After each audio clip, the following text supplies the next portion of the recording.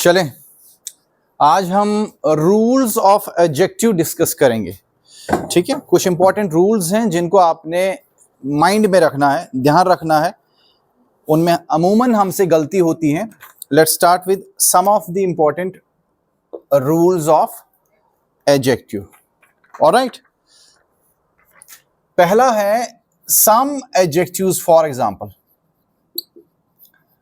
पहले नंबर पर क्या आएगा? Some adjectives are not used in, are not used in comparative. Some adjectives are not used in comparative and superlative. Comparative and superlative degree. ठीक है, कुछ एडजेक्टिव्स जो होते हैं comparative और superlative डिग्री में इस्तेमाल नहीं किए जाते हैं। Right? These adjectives denote absolute position. ये क्या बताते हैं? ये adjectives absolute position को दर्शाते हैं कि आप इनको चेंज नहीं कर सकते। क्लियर?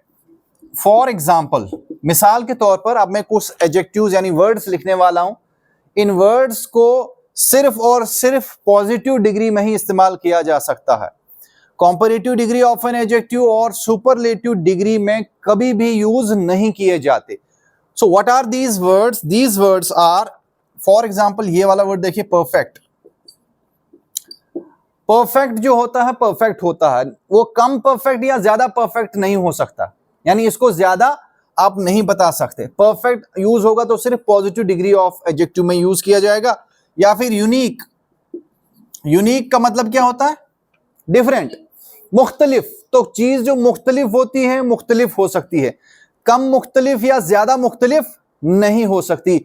यानी ये वर्ड्स क्या बताते हैं? ये एब्सोल्यूट हैं, ये अपने आप में ही क्या है? हतमी है। ये अपने आप में ही क्या है? फाइनल है।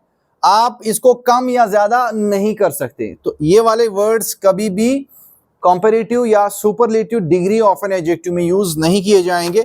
या फिर चीफ, CHIEF, चीफ हुआ। एंटायर, एंटायर होता है कंप्लीटली, पूरी तरह।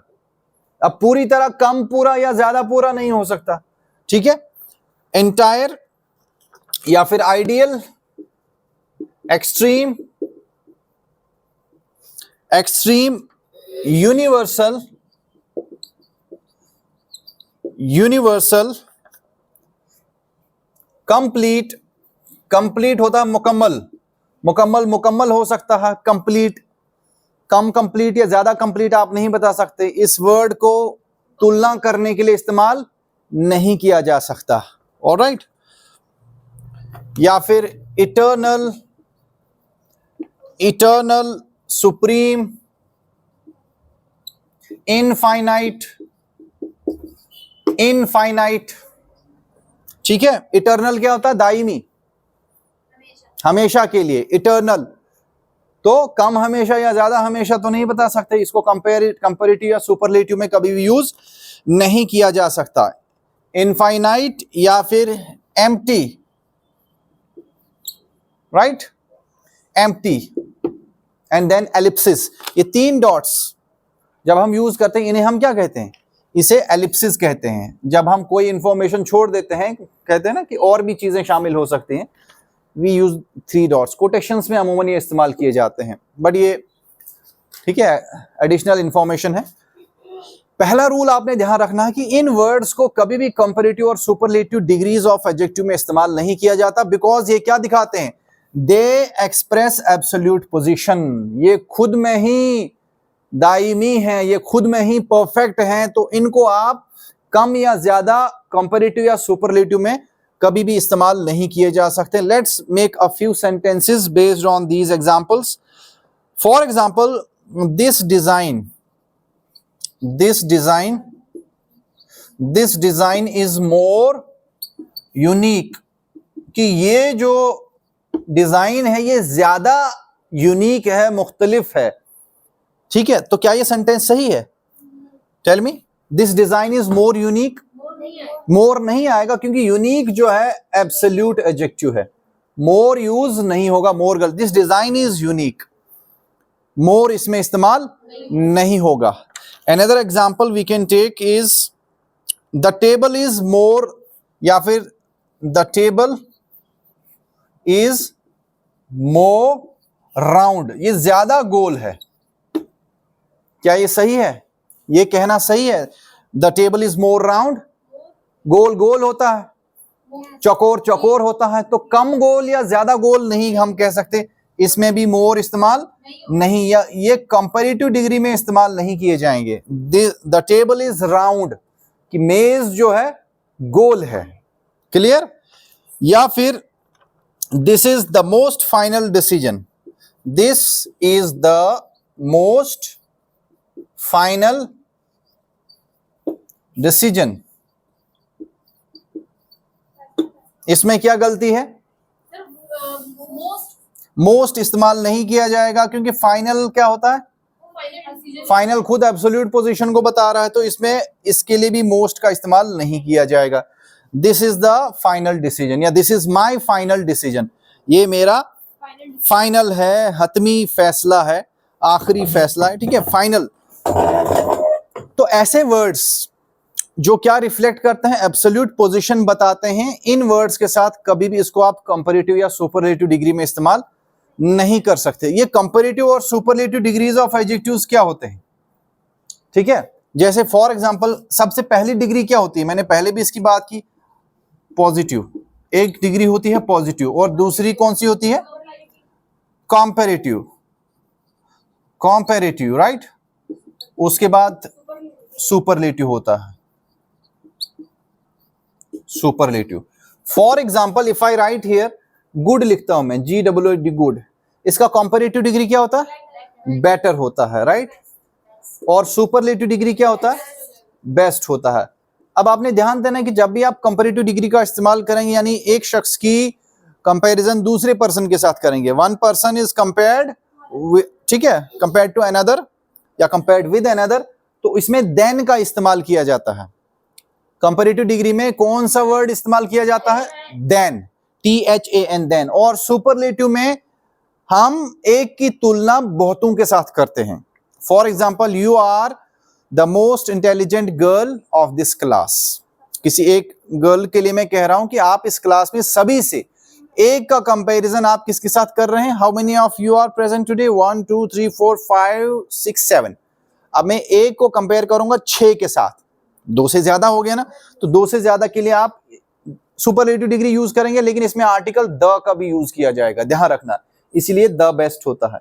और बेटर के साथ क्या यूज करेंगे? देन का इस्तेमाल किया जाएगा। पॉजिटिव डिग्री में कुछ नहीं इस्तेमाल करना, पॉजिटिव डिग्री में कोई एडिशनल वर्ड आप यूज नहीं करेंगे। सो ये तो एक एग्जांपल थी, लेकिन याद, कुछ ऐसे भी एडजेक्टिव्स होते हैं जिनमें 2 से ज्यादा सिलेबल होते हैं, ठीक है, ठीक है, 2 से ज्यादा सिलेबल्स वाले जो वर्ड्स होते हैं उनमें मोर और मोस्ट का यूज किया जाएगा। जैसे intelligent, intelligent positive degree of adjective है, तो इसका कंपैरेटिव डिग्री क्या होगा?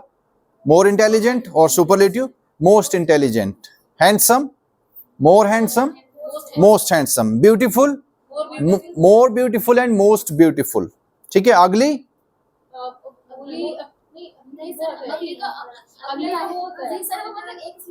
हाँ, तो अगली, अगलियर और अगलीएस्ट, ठीक है। सो 2 से ज्यादा के लिए बात समझ आई, उसमें मोर और मोस्ट आप यूज करेंगे, तो बहुत सारे एडजेक्टिव्स में मोर और मोस्ट इसीलिए यूज किया जाता। और कुछ एडजेक्टिव्स ऐसे होते हैं जो इररेगुलर होते हैं, यानी तीनों फॉर्म्स डिफरेंट, जैसे गुड, बेटर, बेस्ट, ये एक इररेगुलर एडजेक्टिव है, और ऐसे बहुत सारे मिलेंगे, ठीक है, ऐसे बहुत सारे मिलेंगे। और कुछ ऐसे एडजेक्टिव्स होंगे जिनमें ER और EST यूज होता है, कंपैरेटिव में ER, सुपरलेटिव में EST। जैसे फार, फार होता है दूर, father and farthest, FARTHEST। Clear? तो किसी दिन इसकी एक्सरसाइज करेंगे, different positive, comparative and superlative degrees of adjective, जो भी डिफिकल्ट वंस हैं मैं उनको डिस्कस करूंगा, right, in the next lecture. अभी फिलहाल में रूल्स छेड़े हुए हैं, तो रूल्स को ही कंटिन्यू करते हैं। क्लियर? ये एग्जांपल्स लिख लिए। तो इन एडजेक्टिव्स को आप कॉम्परेटिव एंड सुपरलेटिव में यूज नहीं करेंगे। You got my point. तो ये एक रूल याद रखना कि हर एडजेक्टिव नहीं है कि हर जगह इस्तेमाल आप कर सकते हैं। कुछ एडजेक्टिव्स होते हैं जो एब्सोल्यूटनेस दिखाते हैं, जो क्या बताते हैं, एब्सोल्यूट पोजीशन के लिए यूज किए जाते हैं। ये पहला रूल था। अब हम इसका दूसरा रूल डिस्कस करेंगे, नंबर 2। दूसरा रूल कहता है the following comparative adjectives, the following comparative adjectives are followed by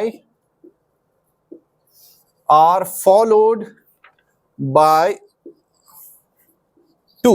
अब जो मैं एडजेक्टिव्स लिखने वाला हूं इनके साथ हमेशा टू का यूज किया जाता है, ठीक है। Followed bye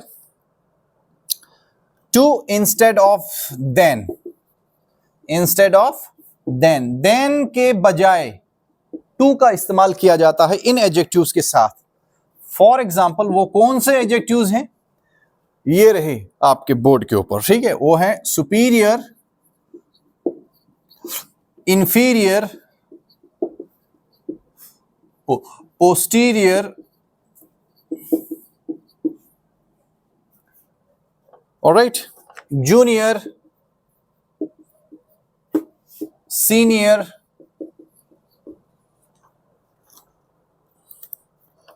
prefer and preferable, elder, या फिर contrary, analogous, right, analogous। उसके बाद है एवर्स। एनालॉगस का मतलब होता है सिमिलर टू, इस जैसा, उस जैसा, ठीक है। एनालॉगस होता है सिमिलर, कॉन्ट्ररी होता है ऑपोजिट होना, कॉन्ट्ररी मीन्स ऑपोजिट। एवर्स भी होता है खिलाफ होना, एवर्स भी मुखालफत के लिए यूज किया जाता है। मुखालफत करना वो अलग बात है, एवर्स मीन्स ऑपोजिट के लिए यूज किया जाएगा। नाउ इन्हें हम सेंटेंस में यूज करके देखते हैं। जब भी ये एडजेक्टिव्स यूज होंगे इनके साथ हमेशा टू यूज करना है। फॉर एग्जाम्पल, मिसाल के तौर पर, I prefer coffee to tea, कि मैं चाय की निस्बत कॉफी पसंद करता हूं। तो प्रिफर जो है, प्रिफर के साथ हमेशा आगे जब दो चीजों में कंपैरिजन ड्रॉ किया जाएगा, I prefer coffee to tea, तो इन वर्ड्स के साथ हमेशा क्या यूज करेंगे, टू का यूज करेंगे। या फिर his actions are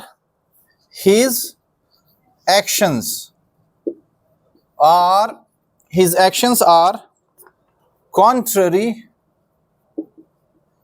his actions are contrary than his words, क्या ये सेंटेंस ठीक है या इसमें कोई एरर है? हिज नहीं आएगा या देन नहीं आएगा? देन नहीं आएगा, देन की जगह क्या आएगा? His actions are contrary to his words. इसका क्या मतलब है इस सेंटेंस का? ऑपोजिट है। हाँ, कॉन्ट्ररी का मतलब ऑपोजिट होता है। ऑपोजिट मतलब, ठीक है, कि जो उसके अल्फाज हैं, हाँ, उसकी बातों से मुख्तलिफ हैं, डिफरेंट हैं, ऑपोजिट हैं। His actions are contrary to his words. Then use नहीं किया जाएगा, देन हटा के आपने टू यूज करना है। पहला वाला सेंटेंस ठीक था, I prefer coffee to tea, मैंने टू ही यूज किया। हाँ, टू का यूज करना है देन को हटा के, सो देन यूज नहीं किया जाएगा। सो कॉन्ट्ररी यानी उसकी जो कथनी है उसकी करनी से अलग है, यानी वो कहता कुछ है करता कुछ और है। एक्शन होता है ना, करनी को कहते हैं। कथनी मतलब जो इंसान कहता है, एक्शन हो गया जो वो करता है।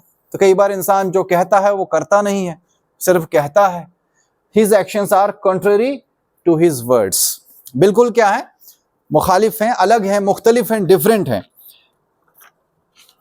He is senior than me in the office, कि ऑफिस में वो मुझसे सीनियर हैं। ही इज सीनियर देन आएगा या टू? टू आएगा, देन यूज नहीं होगा। ठीक है, इसी चीज का आपने ख्याल रखना है। He is senior to me in the office, he is senior to me in the office, यानी ऑफिस में वो मुझसे क्या है, सीनियर हैं। बात समझ में आई? तो इस तरीके से इन वर्ड्स का आपने ख्याल रखना है कि इनके साथ टू यूज किया जाएगा, देन के बजाय टू का यूज किया जाएगा। ये दूसरा रूल है, अभी नोट नहीं किया? ठीक है।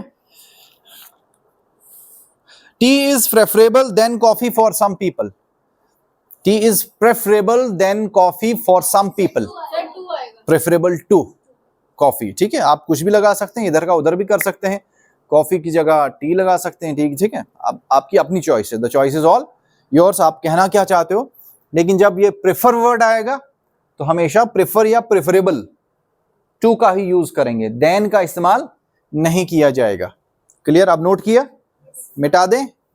तो ये हो गए दो रूल्स। ऑलराइट, इन वर्ड्स के साथ क्या यूज किया जाता है?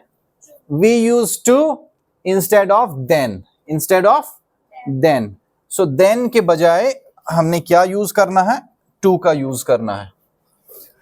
Got my point? चलिए, अब तीसरा रूल है एडजेक्टिव्स का। कुछ नियम रहते हैं, इन नियम को, इनका पालन करना जरूरी है। तीसरा है व्हेन टू एडजेक्टिव्स। तीसरा रूल क्या कहता है? जब दो एडजेक्टिव्स, व्हेन टू एडजेक्टिव्स, एक ही शख्स के लिए जब दो दो एडजेक्टिव्स का इस्तेमाल करेंगे, वो दोनों एडजेक्टिव्स एक ही डिग्री में होने चाहिए। अगर आप पॉजिटिव डिग्री का इस्तेमाल कर रहे हैं तो दोनों एडजेक्टिव्स पॉजिटिव डिग्री में होने चाहिए। ऐसा नहीं कि एक पॉजिटिव एक कंपैरेटिव यूज करेंगे, वो गलत हो जाएगा। एक कंपैरेटिव और एक सुपरलेटिव, वो गलत हो जाएगा। सेम डिग्री में होने चाहिए। When two adjectives qualify, when two adjectives qualify the same noun, when two adjectives qualify the same noun, both the adjectives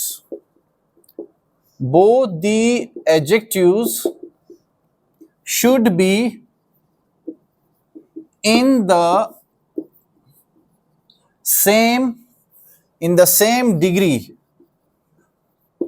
same degree of comparison. वैसे तो 3 डिग्रीज हैं कंपैरिजन की, positive, comparative and superlative degree. अगर आप एक से ज्यादा adjectives का इस्तेमाल कर रहे हैं, लेकिन ख्याल रखना है एक शख्स के लिए एक से ज्यादा एडजेक्टिव्स आप यूज कर रहे हैं, तो एडजेक्टिव एक ही डिग्री का होना चाहिए। पॉजिटिव में अगर एक है तो दूसरा भी पॉजिटिव का लगाना है। अगर आप कंपैरेटिव डिग्रीज का इस्तेमाल कर रहे हैं तो दोनों कंपैरेटिव डिग्री के होने चाहिए। सुपरलेटिव का इस्तेमाल कर रहे हैं तो दोनों सुपरलेटिव डिग्री के ही होने चाहिए। ठीक है। For example, he is wiser and brave. Look at this sentence. He is wiser and brave. अब इस सेंटेंस में क्या मैं जिस शख्स की मैं बात कर रहा हूं, he is wiser, क्या मैं उसको कंपेयर कर रहा हूं किसी के साथ? नहीं, कंपैरिजन नहीं है। यानी यहां पर पॉजिटिव डिग्री ऑफ एडजेक्टिव इस्तेमाल की जाएगी। ब्रेव पॉजिटिव है या कंपैरेटिव है? पॉजिटिव डिग्री है, ये ठीक है। वाइजर कौन सी डिग्री है? ये गलत है, ये कंपैरेटिव होगी। इसका मतलब कंपैरिजन तो हो ही नहीं रहा है। जब कंपैरिजन हो ही नहीं रहा है तो वाइजर कहां से आएगा? यहां क्या होना चाहिए? He is wise and brave. एक ही शख्स की दो क्वालिटीज आप बता रहे कि वो दाना भी है, अक्लमंद भी है और बहादुर भी है, लेकिन दोनों सेम डिग्री में होने चाहिए, पॉजिटिव और ये भी पॉजिटिव। पॉजिटिव, ये मैंने रूल में कहा था। रूल यही कह रहा कि जब दो एडजेक्टिव्स का यूज करेंगे तो सेम डिग्री होनी चाहिए। एक और सेंटेंस लेते हैं।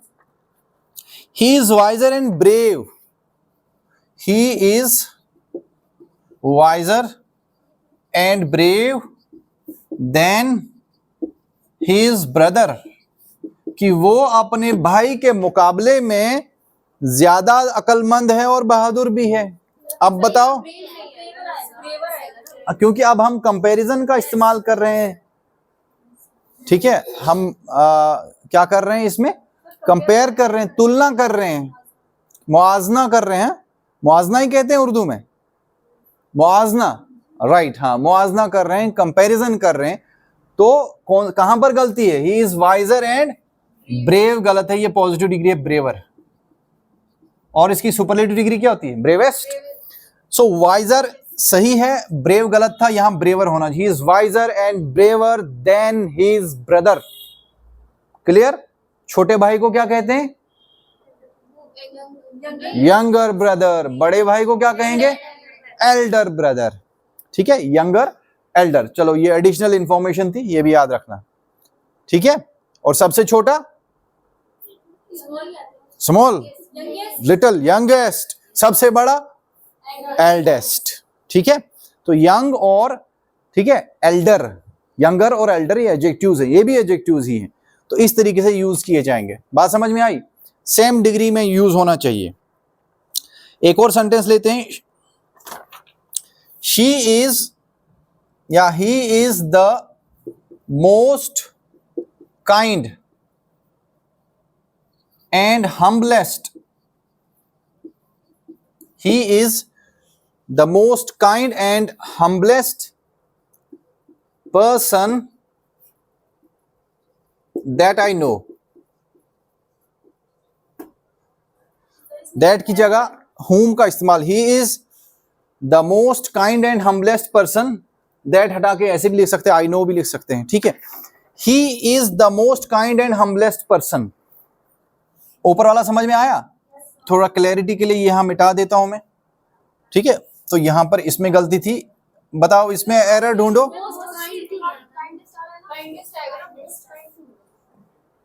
I know. अब बताओ। He is the most kind and humblest person I know. Kindest आएगा, मोस्ट भी आएगा साथ में।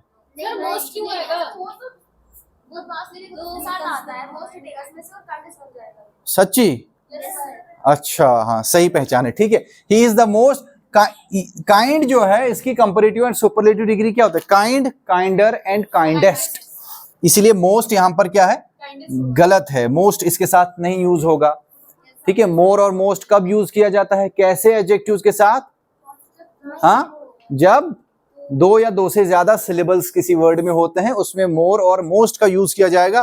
काइंड में तो ऐसी कोई बात ही नहीं है। ठीक है, इसीलिए क्या आएगा? He is the kindest, KINDEST, kindest and humblest person I know. यानी वो क्या है? बिल्कुल काइंड है, रहम दिल है, दयालु है, जिसे मैं जानता हूं। Right? What makes you laugh? Nothing. Alright, तो ये एग्जांपल है। तीसरा रूल एक्सप्लेन करता है। क्लियर? इसमें ध्यान रखना है कि आप डिग्रीज को मिक्स नहीं करेंगे, डिग्रीज ऑफ एडजेक्टिव्स मिक्स नहीं करनी है। सिंपल सा रूल है, ऐसे क्वेश्चन एग्जाम में पूछे जाते हैं, एडजेक्टिव्स के रिलेटेड ये ऐसे ही क्वेश्चन आते हैं। तो वहां अगर आपने ये रूल पढ़ा होगा तो एकदम से क्लिक करेगा माइंड, माइंड क्लिक करता है एग्जाम में। लेकिन अगर रूल पढ़ा होगा तो तब क्लिक करेगा ना, वरना आपको एरर ही डिटेक्ट नहीं होगा, पता ही नहीं चलेगा इसमें कर। आपको लगे ये भी तो ठीक है वो भी ठीक है, गलती कहाँ है? गलती नहीं ढूंढी जाएगी। बात समझे? अब मैं रूल बताया तो तब आप पकड़ पाते हो, अगर रूल पता नहीं होता तो इसको पकड़ना बहुत मुश्किल है। मुश्किल ही नहीं, नामुमकिन है। ठीक है, तो एरर डिटेक्शन के लिए रूल्स इंपॉर्टेंट होते हैं। ये सारी चीजें अगर देखो जिस रास्ते से आप गुजरे होंगे तो तभी तो आप उसे पहचान पाओगे कि हाँ यहां से मैं कभी गुजरा हूं, मैं तभी तो वो फीलिंग आएगी। राइट? ठीक है, चलिए 3 रूल्स हो गए। नंबर 4, चौथा रूल कहता है एडजेक्टिव्स का जहां अमूमन गलती होती है। Number 4, ordinals are always placed before cardinals. अब इस रूल को समझने के लिए पहले ऑर्डिनल और कार्डिनल पता होना चाहिए। What are ordinals, what are ordinal adjectives? Number, कौन सा नंबर? टेलीफोन नंबर, मोबाइल नंबर, 1 2 3 4 को कौन सा? Exactly, to tell me precisely, precise definition. What are ordinal adjectives? These are adjectives of number. ये ठीक है, नंबर की जानकारी देते हैं। लेकिन ऑर्डिनल्स और कार्डिनल्स क्या बताते हैं? ऑर्डिनल्स क्या बताते हैं? ओ से ऑर्डिनल, ओ से ऑर्डर, ऑर्डर, ऑर्डर या पोजीशन भी सही है। पोजीशन बताने के लिए किसी पर्सन या थिंग की पोजीशन या ऑर्डर होता क्रम बताने वाले ऑर्डिनल्स होते हैं। तो ऑर्डिनल्स पहले लिखे जाते हैं। मान लो कि ऑर्डिनल्स और कार्डिनल दोनों एक ही सेंटेंस में आ रहे हैं, तो ऑर्डिनल्स पहले रखे जाएंगे, कार्डिनल्स बाद में आए। कार्डिनल्स कौन से एडजेक्टिव्स होते हैं? कार्डिनल्स एक्सप्रेस नंबर 1 2 3 4, ये नंबर्स के लिए यूज किए जाते हैं। ठीक है, डेफिनेट नंबर 1 2 3 4। इफ आई से देयर आर 3 गर्ल्स या 7 girls in the class today, 7 जो वर्ड है ये क्या है? एडजेक्टिव है। 7 देखो, कलर बताने वाले वर्ड्स भी एडजेक्टिव्स होते हैं, साइज बताने वाले वर्ड्स भी एडजेक्टिव्स होते हैं, नंबर तादाद बताने वाले वर्ड्स भी एडजेक्टिव्स होते हैं, क्वांटिटी बताने वाले वर्ड्स एडजेक्टिव्स होते हैं। ठीक है, और क्वालिटी बताने वाले वर्ड्स भी एडजेक्टिव्स होते हैं, जिन्हें हम एडजेक्टिव्स ऑफ क्वालिटी कहते हैं। Okay, ordinals are always placed before cardinals. Ordinals में आते हैं first, second, third, fourth, fifth, sixth, next और लास्ट, ये ऑर्डिनल्स में आते हैं। कार्डिनल्स में आते हैं 1 2 3 4 5 6 7 8। क्लियर? ऑर्डिनल्स, चलो लिख लेता हूं दोबारा। ऑर्डिनल्स में क्या आएगा? फॉर एग्जांपल फर्स्ट, ये पोजीशन बताने के लिए या ऑर्डर बताने के लिए, first, second, dash dash, third, fourth, fifth, sixth, जितने लिखने हैं, नेक्स्ट और लास्ट। कार्डिनल्स कौन से होते हैं? कार्डिनल्स या कार्डिनल एडजेक्टिव्स भी आप इन्हें कह सकते हैं। कार्डिनल्स ये वाले नंबर होते हैं 1 2 3 4 5 6 7 8, जितने भी नंबर, हाँ, टुवर्ड्स इंफिनिटी, जितने भी नंबर आएंगे, यानी अगर आप किसी नाउन की तादाद बताते हैं तो ये नंबर इस्तेमाल किया जाता है, ऑर्डिनल एडजेक्टिव्स इस्तेमाल किए जाते हैं। क्लियर? अब इनका ऑर्डर कि ऑर्डिनल पहले लिखे जाए, अगर दोनों आप इस्तेमाल कर रहे हैं सेंटेंस में, ऑर्डिनल पहले और कार्डिनल बाद में यूज किया जाएगा। फॉर एग्जाम्पल, इसमें देखना सही है कि गलत है। We now completed the 2 first chapters. We now completed the 2 first chapters of the book. कि किताब के हमने पहले 2 चैप्टर मुकम्मल किए। We now completed the 2 first chapters. अब देखो, 2 तरह के एडजेक्टिव इस्तेमाल हो रहे हैं। 2 कौन सा है? कार्डिनल नंबर, और फर्स्ट क्या है? ऑर्डिनल है। रूल क्या? Ordinals are always placed before, वो पहले आएगा। यानी आपने ये ऑर्डर जो है गलत है, 2 फर्स्ट नहीं आएगा, क्या आएगा? फर्स्ट 2 आएगा। फर्स्ट पहले ऑर्डिनल एडजेक्टिव यूज करना है, उसके बाद कार्डिनल। अब सेंटेंस ठीक हो गया। क्लियर? एक और सेंटेंस लेते हैं। The first 5 rows are reserved for guests. कि पहली 5 सफ़े जो है मेहमानों के लिए रिजर्व्ड हैं। The first 5 rows are reserved for guests. किसी फंक्शन में पहली 2-3 सफ़े जो है हम क्या रखते हैं? खाली रखते हैं, ताकि मेहमान आके उस पे बैठें। द फर्स्ट 5 rows, ये सही है, करेक्ट है, क्योंकि हमने तो पहले मैंने ऑर्डिनल यूज किया, उसके बाद कार्डिनल यूज किया, तो इस रूल का भी आपने ध्यान रखना है। क्लियर? इसके बाद अब मैं ऑर्डर ऑफ एडजेक्टिव्स की बात करूंगा, लेकिन ये सिर्फ ऑर्डिनल और कार्डिनल्स। अभी नहीं लिखा? चलो लिख लीजिए। तो ऑर्डिनल्स जो हैं first, second, third, fourth, fifth, sixth, seventh, eighth, next और लास्ट। और कई बार नेक्स्ट और इन एडजेक्टिव्स के साथ, ऑर्डिनल्स के साथ डेफिनेट आर्टिकल भी यूज किया जाता है।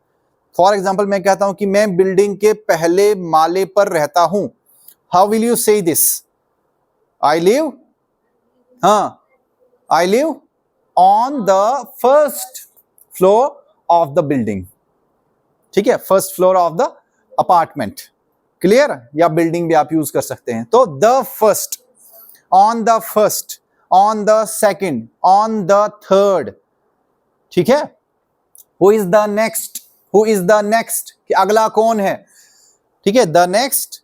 ओके, इसी तरीके से who is the last, because इस कॉन्टेक्स्ट में वो पर्टिकुलर चीज हो जाएगी या पर्सन, इसलिए द यूज किया जाएगा।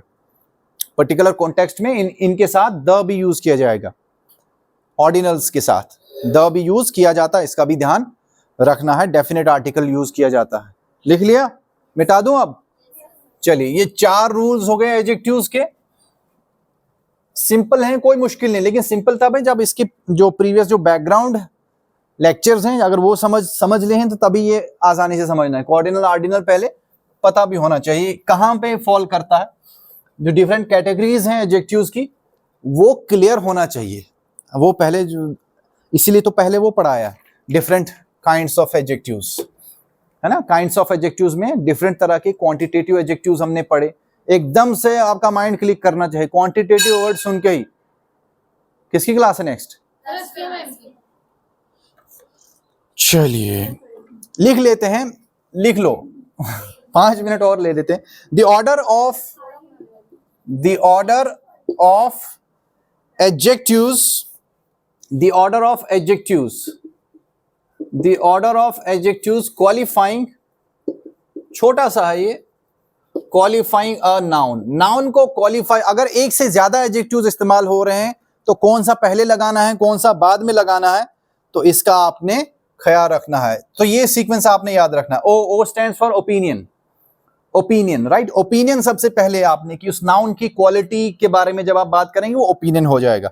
ओके, उसके बाद एस सबसे पहले साइज, उसके बाद एस शेप, उसके बाद ए से एज, सी से कलर, एन से नेशनैलिटी और एम से मटेरियल, और उसके बाद नाउन लगाना है। उसके बाद नाउन ऐड करना है कि नाउन से पहले आप उस नाउन की कैरेक्टरिस्टिक्स बताएंगे, डिफरेंट कैरेक्टरिस्टिक्स, यानी एक साथ मल्टीपल एडजेक्टिव्स भी इस्तेमाल किए जा सकते हैं। बात समझे? फॉर एग्जाम्पल देखिए, an elegant, for example an elegant, elegant क्या होता है? शानदार। An elegant, big, old, French, silver, watch. Watch यहां पर क्या है? नाउन है। वॉच नाउन है। अब उस वॉच को एक्सप्लेन करने के लिए इतने एडजेक्टिव्स का इस्तेमाल किया। एन एलिगेंट, एलिगेंट क्या है यहां पर? ये ओपिनियन है कि मैं उस वॉच के बारे में ओपिनियन दे रहा हूं कि किस क्वालिटी की है। एलिगेंट है, शानदार है। बिग, साइज बता रहा है। एलिगेंट क्या है? ओपिनियन है। बिग यहां पर क्या बता रहा है? साइज। ओल्ड, ओल्ड क्या बता रहा है? एज, ये एज के लिए यूज किया जा रहा है।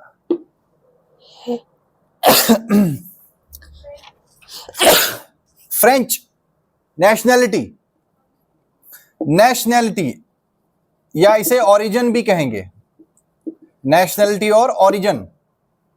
उसके बाद सिल्वर, सिल्वर वॉच, ठीक है। सिल्वर यहां पर क्या है? मटेरियल है। मटेरियल, देखो एम से मटेरियल होता है, और उसके बाद लास्ट में आएगा नाउन। इस तरीके से अगर आप चीजें यूज करते हैं तो सबसे पहले ओपिनियन, यानी उस नाउन के बारे में कोई भी आप तारीफ वाला वर्ड करेंगे, क्वालिटी यानी ओपिनियन हो जाएगा वो, ठीक है। एलिगेंट हो सकता है, ब्यूटीफुल हो सकता है, हाँ ठीक है। उसके बाद ये, ठीक है, साइज, उसके बाद शेप, ए से क्या होता है? एज, और सी से सी फॉर कंट्री। कल्चर कहां से आएगा? कलर, सी से कलर है, सी से कलर, ये इसकी फुल फॉर्म्स याद रखना। सी से कलर, एन से नेशनैलिटी, एम से मटेरियल, और उसके बाद एन लास्ट में नाउन आएगा। नाउन तो आपको पता ही है, यानी कोई वर्ड होगा, कोई नाउन होगा, कोई चीज वस्तु होगी। उस चीज वस्तु को डिफाइन करने के लिए इतने एडजेक्टिव्स का इस्तेमाल अगर आप कर रहे हैं तो उसका एक प्रॉपर ऑर्डर होता है। शेप और साइज और शेप, सबसे पहले क्या आएगा? सबसे पहले साइज, उसके बाद शेप। पहले आप साइज बताएंगे, उसके बाद शेप बताएंगे, ठीक है, क्लियर। तो ये रूल यहीं पर खत्म होता है। इसमें आप और भी एग्जांपल्स ऐड कर सकते हैं। एक एग्जांपल मैंने लिख ली, लेकिन इस अब जरूरी नहीं कि ये सारी चीजें आप एक साथ करेंगे हर सेंटेंस में, नहीं, कई बार 2 या 3 चीजें हो सकती है, लेकिन इसी ऑर्डर में लगानी है। अगर आप शेप की बात कर रहे हैं या फिर नेशनैलिटी की बात कर रहे हैं और मटेरियल, तो 3 चीजें, सबसे पहले शेप, उसके बाद नेशनैलिटी, उसके बाद material. Clear? So this shell remain the order of the adjectives जब आपने एक से ज्यादा एडजेक्टिव्स का इस्तेमाल करना है किसी नाउन को डिफाइन करने के लिए, क्वालिफाई करने के लिए, तो इस सीक्वेंस में, इस ऑर्डर में एडजेक्टिव्स का इस्तेमाल किया जाएगा। जैसे ऑर्डिनल्स और कार्डिनल्स का सीक्वेंस है वो तो दो का ही है, लेकिन कई बार दो से ज्यादा एडजेक्टिव्स का भी इस्तेमाल किया जाता है।